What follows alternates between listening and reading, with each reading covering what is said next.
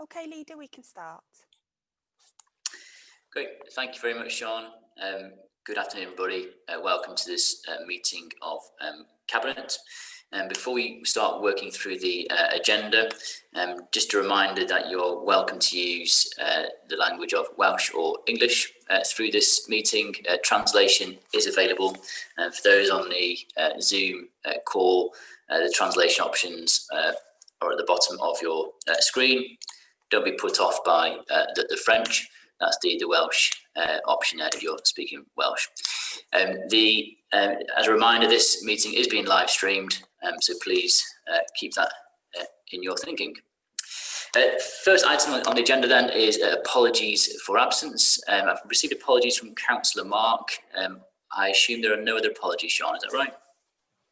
No other apologies, leader. Okay, thank you. Item 2 is declarations of interest, to remind us to declare the existence and nature of any personal interests. Is there anything that needs to be declared at this point? No, okay, so if something does come up, please declare that as we go through the agenda. 3 is urgent matters, there are none today. 4th is the minutes for us to approve and sign as a correct record of minutes of the previous meeting. This is pages 4 through to page 9. Would somebody like to propose that they are a correct record of the meeting? Councillor Charlie, seconded by Councillor Gronwy. Will Cabinet please show in favour of that, please? Thank you very much. Item 5 is for us to consider recommendations from the Economy and Place Overview and Scrutiny Committee in relation to the local area forums, and it's from the Local Area Forum South. This is page 10 of your pack. We've got Councillor Adam Wynne here as chair of that forum. Councillor Adam, did you want to talk us through the item on that paper, please? Diolch Sam, a pnawn da. Sam, and good afternoon to you all. I'm going to have to leave my camera off because I've got a very poor connection here with the internet. So we were in the LAF meeting in the last meeting. We were discussing the floods in the Conwy Valley, and then Councillor Greg was there, and we had a presentation from one of the officers as well. It was very clear to us as the members of the local area forum that we needed to re-establish the flood partnership forum. So this was supported from quite a few different organisations as well. So this was an opportunity to bring everybody together to discuss the flooding and to discuss the way forward. So it was very good that the community was able to feed into this. For example, there were volunteers flood wardens there, and there were different people from the Llanrwst community. So the local area forum and the committee would like to see the re-establishment of the Rural Flood Partnership Forum, and we do think this is an essential part of that forum. So that is the recommendation from us and from the forum, and I'm here to answer any questions. Thank you very much, Sam. Okay, diolch yn fawr, Councillor Aron, thank you very much. I'm bring in Councillor Greg and then Councillor Gronwy, and we'll go from there. Councillor Greg first, thanks. Thank you, Leader. I've got to say it was a very productive meeting of the Area Forum South, and we and I personally fully agree with the re-establishment of this forum.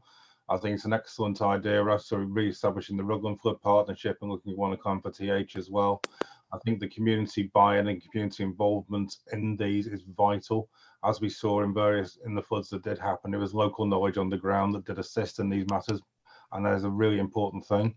Work has already started on this. It was mentioned in the meeting in the Area Forum South. Last Friday, they had a service go out as written out to the local town and community councils in these areas to get their involvement into it. And we're looking to push this forward, and realistically, probably the first meetings I would presume would be in December if possible, or January if not. But the stakeholder involvement is vital to this, because we want it to be something that's owned by the local areas. It's not a Conway thing. Conway are part of it, and it's equal balance between shoulders. Great, thank you, Councillor Greg. Councillor Conway? Diolch Arweinydd. Fel aelod o'r fforwm, ni'n cael cefnogi y syniad bod ni'n ail sefydlu'r fforwm. Yn sicr, dwi'n meddwl bod angen ehangu hyn i gynnwys tanfodol Rhian. Mae'n bod hi'n bwysig bod adran cyfoeth naturiol yn cael ei tynnu fewn i ymateb i'r sefyllfa. Mae'r ymgylchwydd yn newid. Yn sicr am yna fwy o lifogydd yn digwydd. Dwi'n meddwl bod hi'n bwysig yn y marn i bod ni eisiau cael plysu y ddau fforwm yn ei arbed bod ni ddim yn cydweithio. Mae'n bwysig bod ni yn cydweithio. Os mae pres yn bryn, ond mae'n bwysig bod ni'n gallu diogelu y gorau sydd i'r ardaloedd gwledydd yn y marn. Protect the local area. Great, thank you very much, Councillor Conway. Councillor Emma? Diolch yn fawr. Just a question i Aaron, os gwelwch yn dda. Thank you very much. It's just a question for Aaron, please. You've talked about volunteers. Do they get any training to do the work at all? I'm not entirely sure.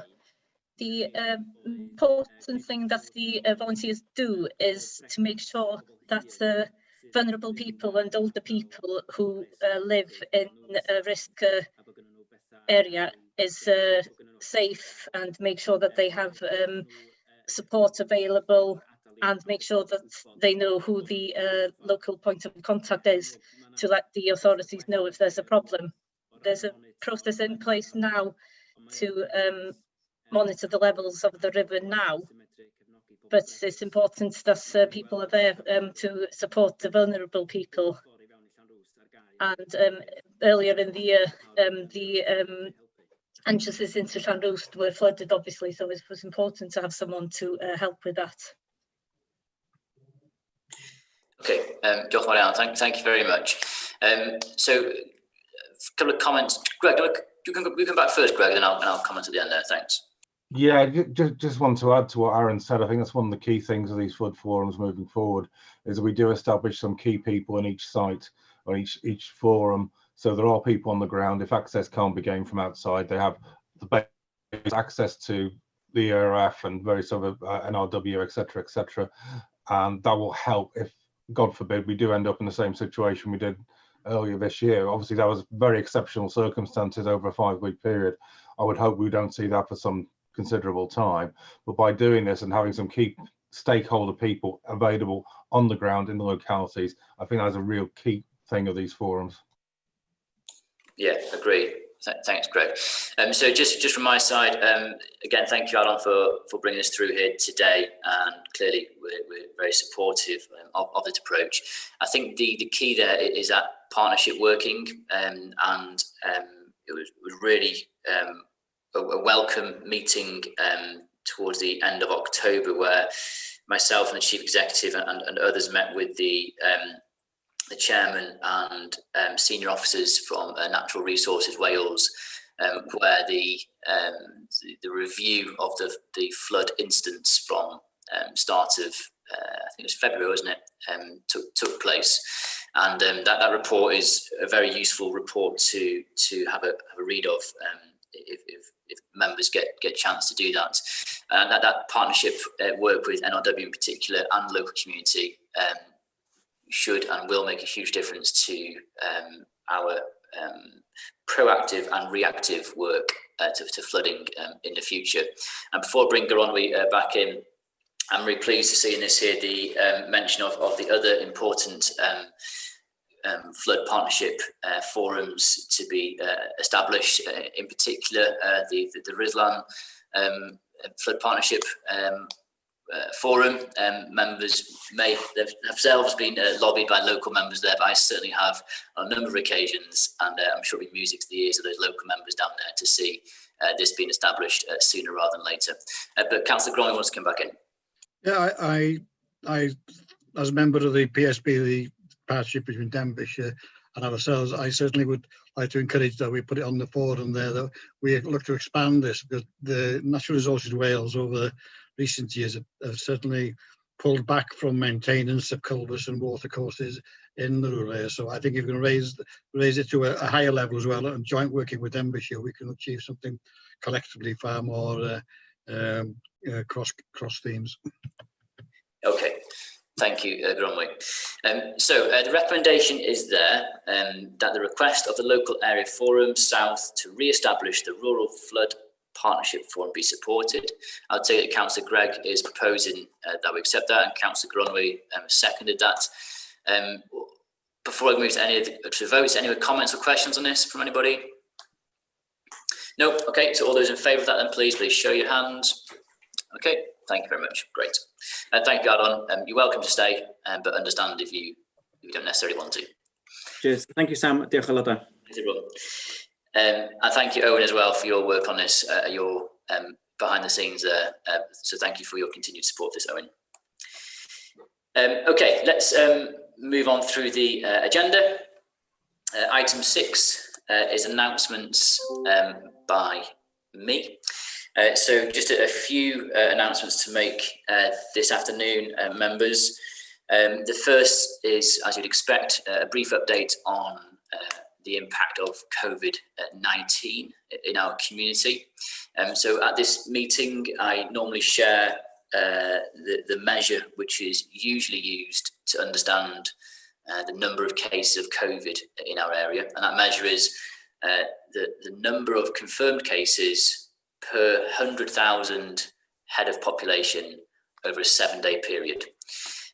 So just a reminder for what that measure is.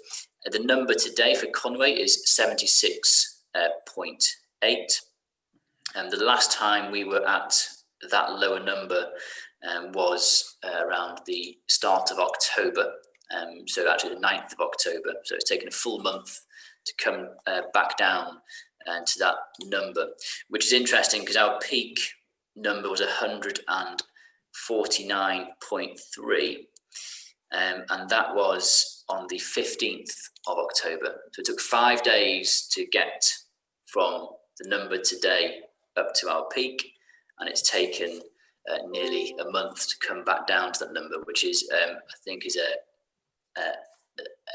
trend that often happens with COVID-19. It's a fast rise and a slow falling down. In terms of how that being relative to the rest of North Wales, the average number for North Wales is 93.5 cases per 100,000 over the last 7 days, but the continued trend is for those numbers falling down, as I say, since the 15th of October.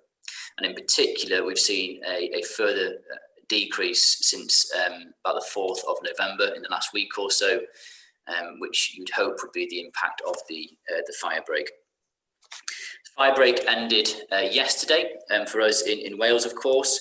So that has meant the services that we had to close due to the restrictions that were in place have now reopened. So this includes our library services, our leisure centres, our household recycling centres, our harbours, our slipways, tourist information centres, Venue Cymru, Theatre Colwyn, Oriel. Colwyn, of course, with Venue Cymru still being closed due to the field hospital at the site there as well. So our services, I say, that were closed due to the fire break restrictions are now reopened. And the other thing which is worth announcing in this context is the grants which we as a local authority have been paying out, which are Welsh Government funded grants. These are significant in their volume and also significant in their administrative complexity. It's probably the best phrase to use. We receive information and guidance as to how these grants should be administered fairly late in the day, but the teams involved with this, from IT through the revenues and benefits, through our finance teams, working really closely together, turn these round really quickly, and it's a really impressive service to many businesses who who I hope are feeling the benefit of this fast turnaround. So the latest numbers I had yesterday, that we have so far paid £2.03 million in the most recent set of grants, and we are working through hundreds further of grant applications at the moment. So for any businesses who are awaiting this money to come through, please be assured that we're putting as much effort as possible into turning these around as quickly as possible, and we're taking all the appropriate measures to make sure those who are entitled to this funding is able to get it as easy as possible. So a big thank you to all those involved in that continued work. Councillor Charlie, is there anything you want to comment on that? It's your portfolio who's kind of managing this day to day in particular. I'd just like to add my thanks, Leader, to the really hard work the team has done. It's a small team, but they've really moved heaven and earth to get the money out there as quickly as possible. Some of the issues they've faced, there was some confusion with businesses as to which scheme to apply to. So we've had some issues where people have applied to both just to sort of be on the safe side, but it's obviously taken quite a while in sorting out which fund they should apply to and making sure that it's done appropriately. But they will continue to work really, really hard because we absolutely know how needed this is to support our businesses. And we'll do everything we can to get everything sorted out and out there as quick as we can. Yes, thank you, Councillor Charlie. Ewan, did you want to come in on COVID-related issues now?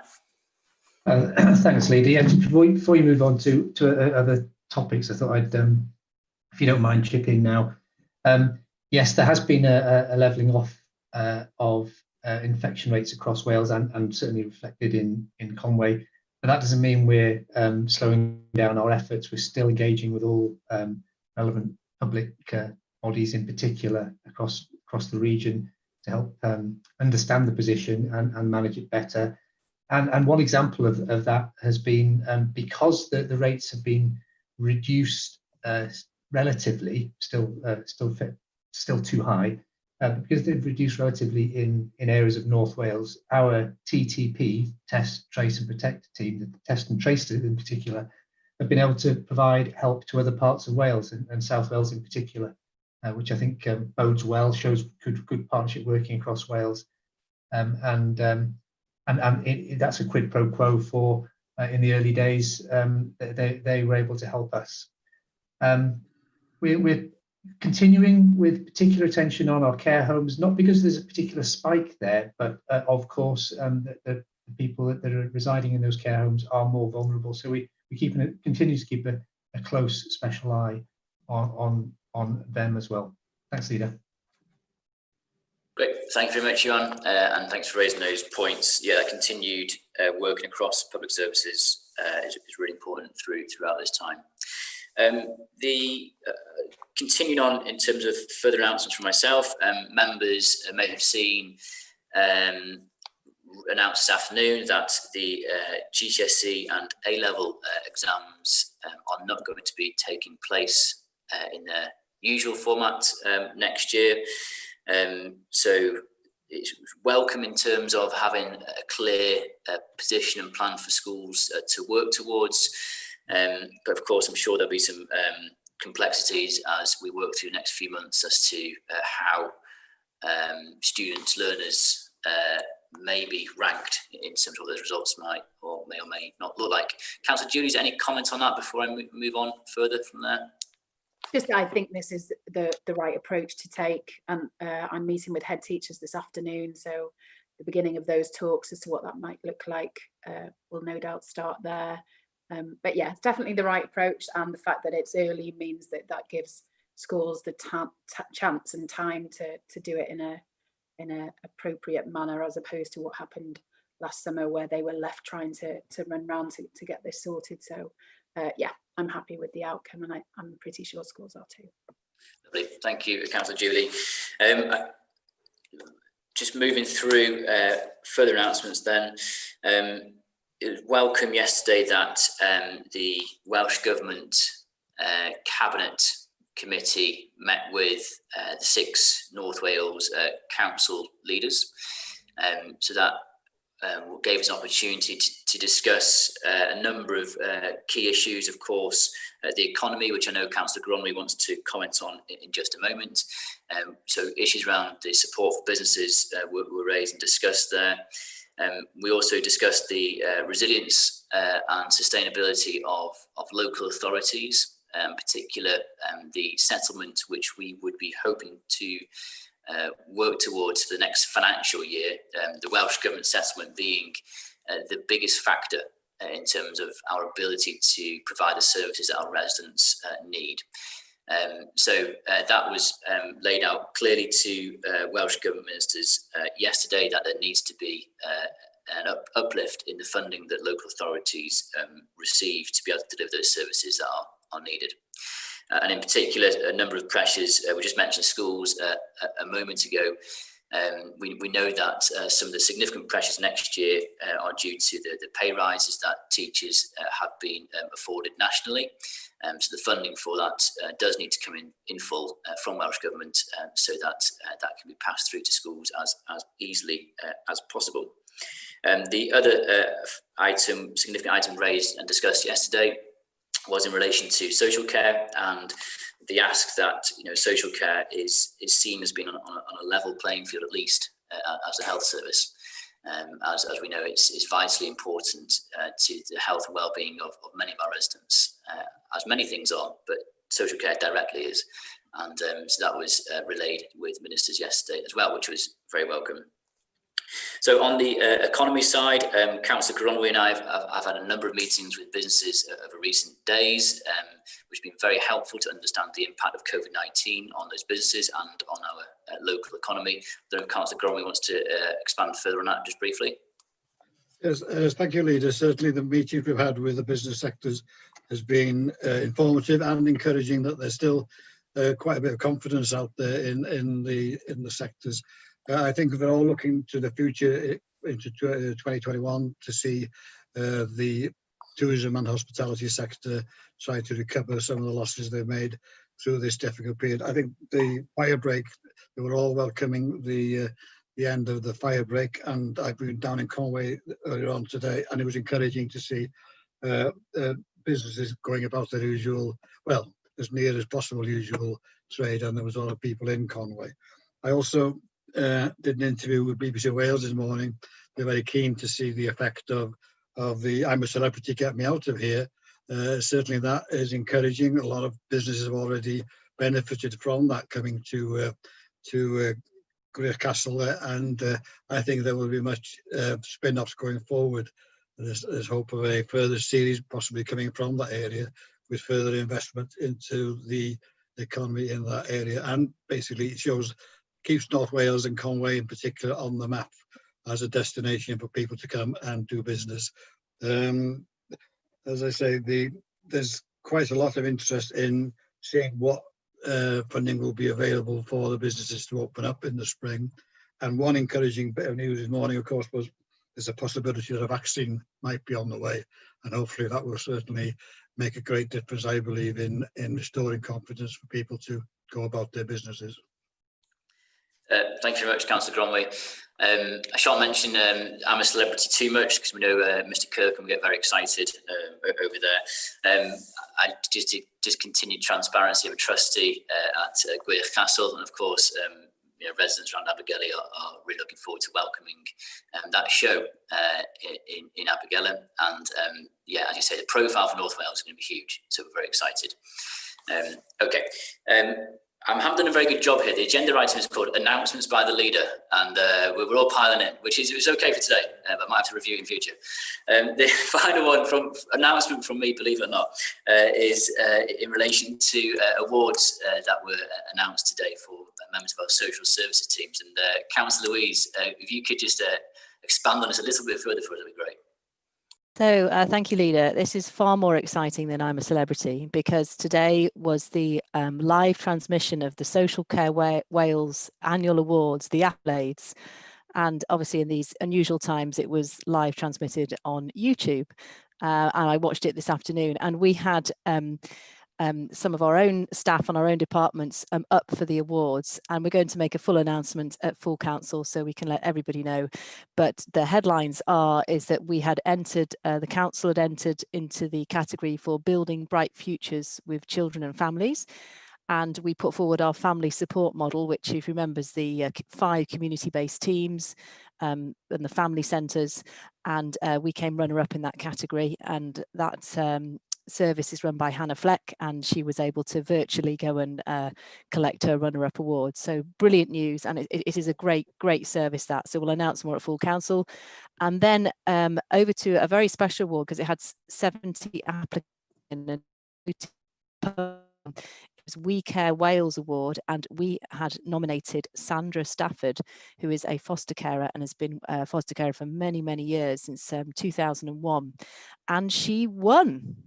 She got the top award, and this is absolutely fantastic. And social workers and Councillor Cheryl, who knows Sandra as well, said she's an exceptional lady, and we need more Sandras, not just in Conway but across the whole of Wales. So great stuff, and we'll have a more formal announcement at full council. Thank you.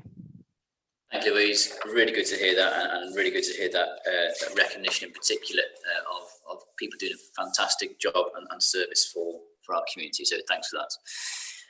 Let's move on the agenda. Item 7 is announcement by Chief Executive. Anything further from you, Mr. Davis? No. Thank you very much. Done a better job than me there. Well done. 8, review of the Cabinet Forward Work Programme, page 11 through to 44. Any comments on that from anybody? I'd move that report, move that item. Okay, that's moved in. Thank you very much.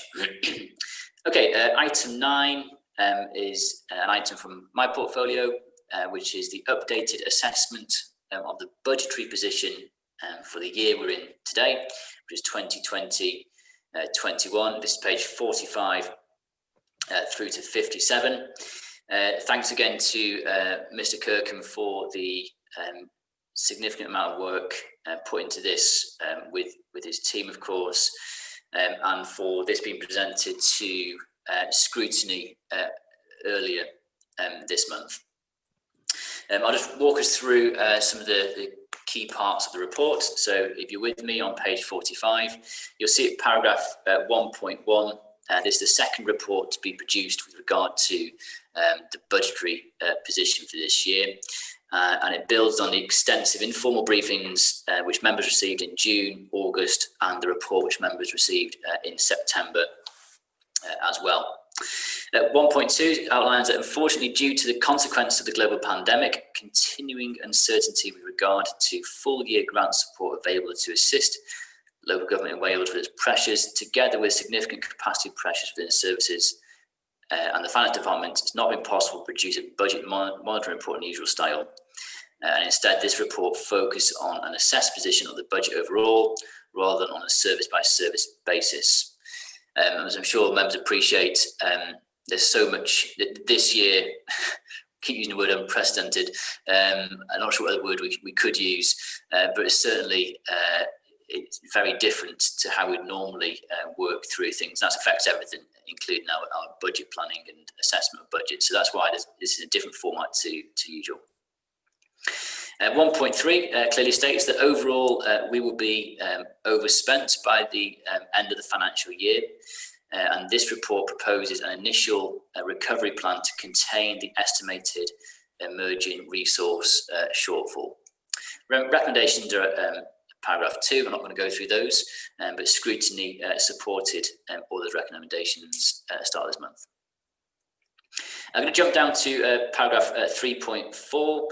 It's worth remembering that both UK and Welsh Government have provided and continue to provide there is unprecedented financial support to the economy generally and local government specifically since the pandemic in March.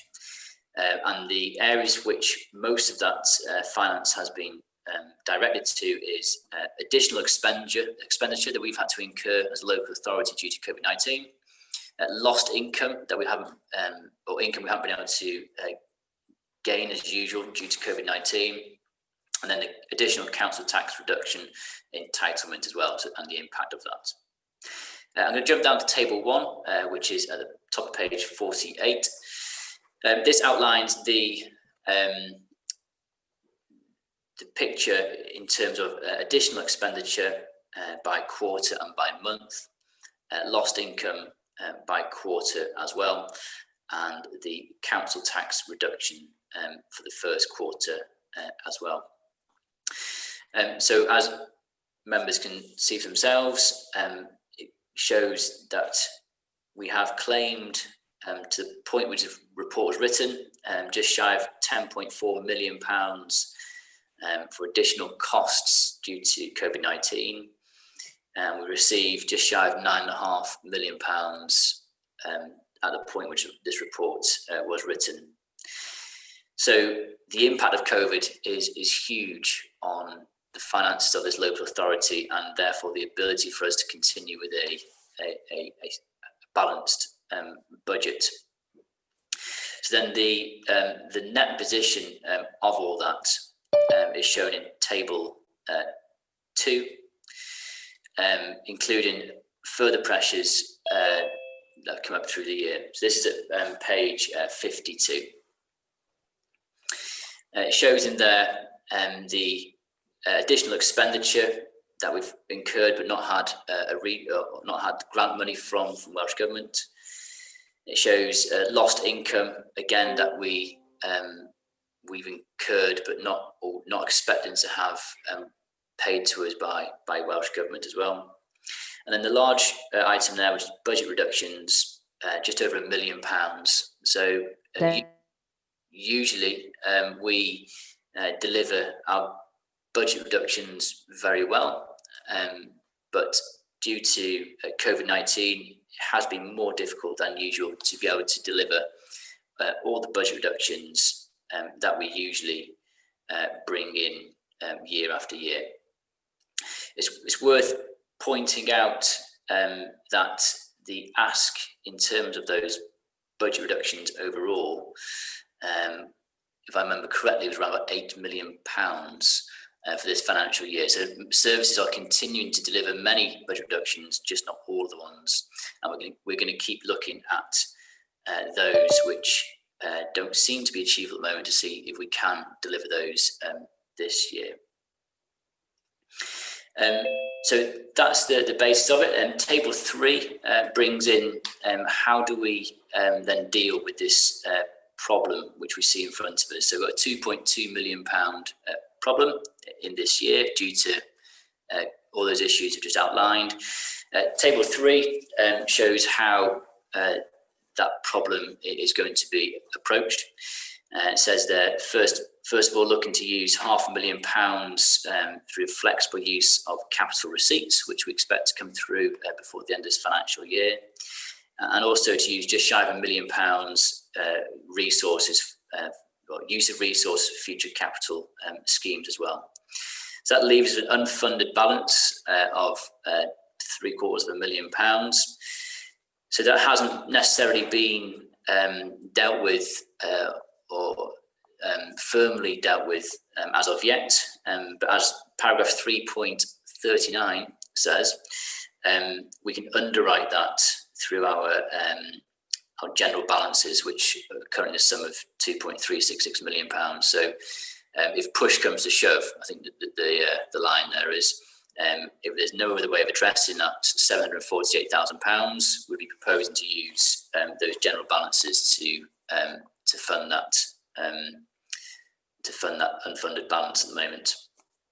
The last sentence there is important though, that the express intention will be to replace the need to use our general reserve balances. So basically, we are very aware that our general balances are low, and we would be looking to bring those back up if we do need to use them as quickly as reasonably possible. So there's a lot in there. You've had the report in front of you to read for yourselves anyway. Happy to take comments, questions, and we'll take it from there. Councillor Gronwy first. You're just on mute at the moment, Gronwy. Thank you, Leader. Mindful of the position that we're facing and the need to find even more savings again, I was in the Conway Town Council meeting last night, and we were discussing setting our precept. And I think there's still some work to be done. We started last year on looking how some of our services might be taken over by town and community councils, and a lot of good work was done last year. So I think, but there's still information needed by some of those town and community councils, things such as play areas, public conveniences, and community facilities. That they need that information sooner rather than later, so that they can decide whether they are of a mind to take over any of those services. So that piece of work from the report from the chairman of our finance committee on town council, he was negative, saying that they still needed information. So if we can, either from ERF or CDS, provide the information that they're looking for, I think that would be beneficial. Okay, it's a fair point, Councillor Cromwell, thank you. I know Councillor Chris has been working closely with town and community councils, and I did give a presentation to them on the likely sort of high level, say likely, what may be the expected high level budget next year, just in terms of lots of uncertainty was probably the outcome of that conversation. But Chris may want to comment on that in a moment. I got you, Anne, first, and I'll come over to Louise. Thanks. Just on that particular point, probably not by coincidence, but by coincidence this morning, Sarah Ecob sent a message round to an email round to all heads of service, asking precisely that question. We're conscious of the time, and we need to go to town and community councils sooner rather than later if there is an ask. Thank you, Anne. Great, thank you. Louise? Thank you, Leader. Two things sort of sit out of the report for me. One is the annual problem of unfunded pay rises, which seems to sting us in the tail every year, particularly with education and teachers. So everybody deserves a pay rise, I'm sure, but the governments that announce them need to understand that we have to find that money from somewhere. And when it comes down to school budgets, that money, although we give more money to schools each year, they then have to spend quite a big portion of that paying their teachers. So that's always the dilemma, which we get our knuckles wrapped for saying we don't support schools, but actually it's because we haven't got any money to fund the pay rises and the equivalent pension contributions. So the same old argument will be wheeled out as we head into the winter and early spring, and we'll have to get that across to people as best we can. And then secondly, it's the council tax reduction scheme that concerns me. You know, the pandemic, we've seen winners and losers. You know, I think there was a quarter of employment across the UK was furloughed, which means 3/4 of us were still working. But unfortunately, in our county, we need human beings. They're our widgets. And with the tourism industry virtually shut down, other than a bit of a blip in the summer when we managed to get them back, you know, we're going to see real pockets of unemployment, and that will have a direct relation onto how much council tax we can raise. And I think it has to be recognised at a national level that some parts of Wales are going to be more affected than others. And I'm sure that the leader and cabinet members and even indeed senior officers will lobby Welsh Government to understand that we can't be treated the same. The North often gets the worst settlement. This time round, we have to have some credence that not only do we have an older population, which we say every year, but we also have been devastated more than other areas economically by this pandemic. So I hope that that is also heard loud and clear. Thank you. Thank you, Louise. Yeah, fair point, certainly. In the schools item in particular, as you say, you know, significant amount of work has and continues to be done to seek that funding, which we can support schools with as well. And as you say, you know, the largest proportion of that is down to the pressure there, down to the nationally agreed pay rises for teaching staff and non-teaching staff. And we hope, with every hope, that funding comes through in its fullest form possible from the Welsh Government, so that our schools have a fighting chance through the next financial year as well. Yeah, fair points. Thank you very much. I've got some more things to bring in terms of the latest updates for the income and expenditure claims. Before I comment on those, I'll bring Charlie in and we'll go from there. Thanks. Thanks, Leader. Just on an optimistic note, I'd like to think Welsh Government recognised the huge role local government has played in dealing with this pandemic, and the fact that given the appropriate resources, what we can achieve, our housing team, with the same number of staff, were able to, well, essentially eliminate the problem of homelessness in Conwy. And not only have those people been taken off the streets, the vast majority now been moved on to permanent accommodation where they can rebuild their lives. We've seen emails in thanking staff for the transformation that's had. There's plenty of studies worldwide. It's the whole principle of housing first, that if you invest that money up front, the savings are massive in the long run in terms of pressures on NHS, the prison systems, all that sort of stuff. So we need to rebuild the economy, need to reinvest. And the last thing we can do as a council is shackle people with high council tax rates. So it needs to be recognised that a really strong way of promoting the economy is by supporting our local authorities and making sure that our settlement is fair and equitable and allows us to move forward and carry on the good work that we've done. Thank you, Charlie. Yeah, fair points again. Thank you. Just in terms of the picture for us in this financial year and the pressures that we are experiencing, just want to highlight how this picture changes either from day to day or week to week, but certainly very quickly. The latest claim that we've put through to Welsh Government, it's not on the report because it wasn't there at the time of writing, but going back to paragraph probably 3.9-ish, or table 1, where it puts in what we've claimed and what we've been refunded for expenditure and for income loss. We've just put in our income loss claim for quarter 2, that was yesterday. We put that in, and that claim is for £1.9 million of income lost in the second quarter. So I just wanted to kind of share how this is always something which moves very quickly, and that our officers are spending their time doing the thing which is right at the moment, which is to make sure that we as a local authority get hold of any financial support that may be available to us, whether it's through claiming for additional expenditure due to COVID, or it's claiming for lost income due to COVID, or claiming for other things that we can do which supports all of our services, which ultimately support our residents. And I think Scrutiny have understood this as well. And so I thank Scrutiny and all of our members for giving our officers the breathing space to be able to focus on the thing which is going to make the difference today and in the long term. So that's been very grateful. Okay, so before I say anything further, any other comments or questions on the report, please, from anybody? Okay, I'm going to go to recommendations. Recommendations at section 2. First of all, for us to receive and note the financial assessment of the estimated budgetary position.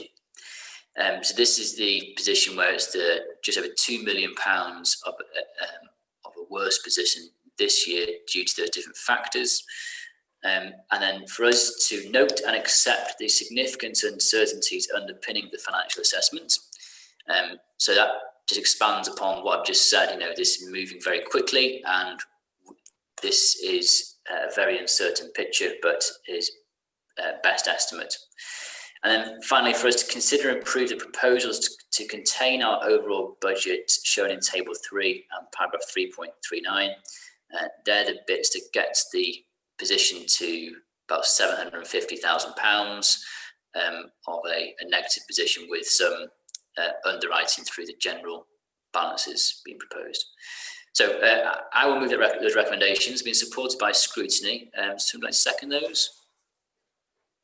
So Charlie's hand up first. All in support, please show your hands. Great, thank you very much. Let me just get back to our agenda. Thank you again, Andrew, for the work on that report. It's words on a page, but the amount of work required to get those words onto a page, we all appreciate is significant, and so thank you from us all. Item 10 is the exempt item. So for us to consider passing a resolution under the provisions of section 100A4 of the Local Government 1972 Act to exclude the public and press from the meeting for the following items. That's item 11, the capital funding for the development of Bronlands, Dinneth Road, Cohen Bay, into a disability respite centre with shop and cafe. Would somebody like to propose that we do make that last item exempt? Propose. Okay, it's Councillor Gromley, seconded by Louise. All in favour, please. Okay, thank you very much. So please leave this meeting and join a separate Zoom link that you've been sent, and we'll speak to you soon.